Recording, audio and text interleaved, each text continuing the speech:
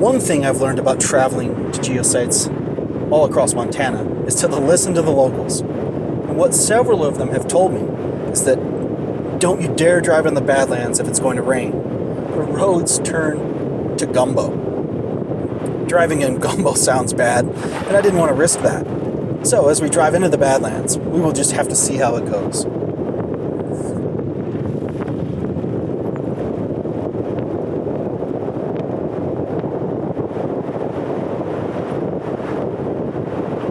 The best way I could think of to experience this place is to drive and listen to an audiobook or podcast about it while you look around. So I found some words by retired MBMG scientist Bob Bergantino about the Fort Union Formation, and that's what makes up the Terry Badlands.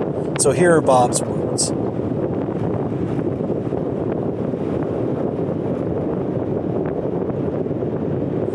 Imagine an area about the size of Texas sprawled over parts of 5 states and 2 Canadian provinces. Today it is a high and dry plain, but 60 million years ago it was a shallow saucer in the Earth's crust, filled with warm, steamy tropical jungles. That rich, dense vegetation would, over some millions of orbits of planet Earth around its sun, become a huge complex of a deposit called lignite. That's a type of low-grade coal.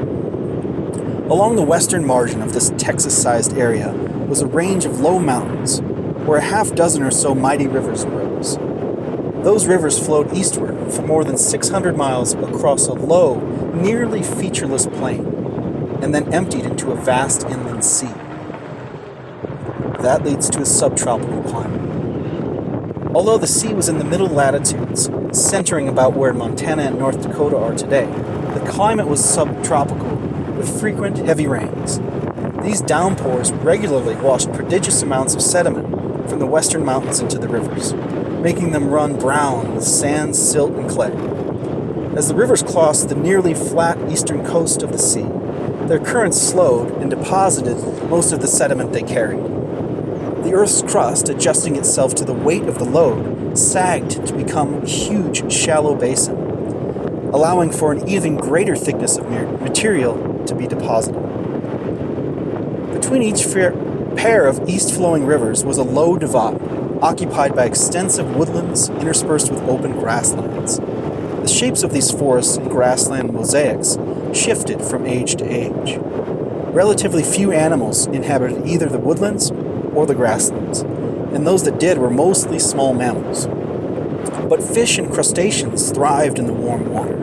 The vegetation grew luxuriantly the year round, especially in the swamps that border the rivers for many, many miles. As plants died, their remains slowly turned to peat.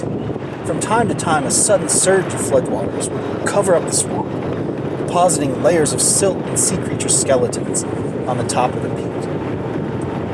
Now let's talk about the Paleocene epoch. It all happened again and again over a period of perhaps 11 million years, beginning about 65 million years ago and ending about 54 million years back.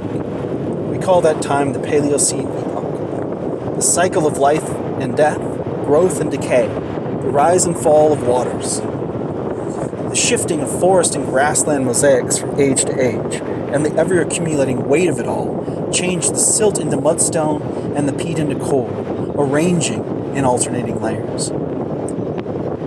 We call this whole set of seaborne sedimentary rocks a formation.